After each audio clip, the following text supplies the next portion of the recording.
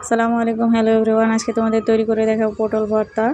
আমি এখানে 2টা পটল নিয়েছি। এবার এগুলোকে ছোলা সহই কেটে নিব। ধুয়ে এরপরে নিয়েছি, এখানে আমি নিয়েছি 2 মুঠের মতো ডাল আর পটলগুলো দিয়ে কিছুটা পানি দিয়ে ঢেকে দিব। যখন মিডিয়াম সেদ্ধ হয়ে আসবে সে পর্যায়ে দিয়ে দেব এর মধ্যে টমেটো। এবার টমেটো দিয়ে আরও কিছুক্ষণ ঢেকে রাখলেই ব্যাস শুকিয়ে নামিয়ে নিব একটা ব্লেন্ডার জারে। দেখতেই পাচ্ছ, এটাকে ভালো করে শুকিয়ে এরপরে নামিয়ে নিয়েছি। টমেটোর খোসাগুলোকে আলাদা করে নিয়েছি। পটল ভর্তাতে অনেক রকমেরই করে খেয়েছো, একবার এই রকমভাবে ট্রাই করে দেখতে পারো। এটা খেতে অসম্ভব রকমের মজার হয়।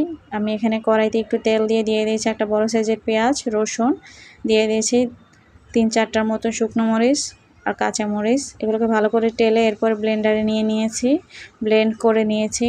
এরপরে আমি দিয়ে দিয়েছি কড়াইতে কিছুটা সরিষার তেল। তেলটা যখন গরম হয়ে আসবে সেই পর্যায়ে দিয়ে দেব এখানে ব্লেন্ডার করে রাখা সেই পটলগুলোকে।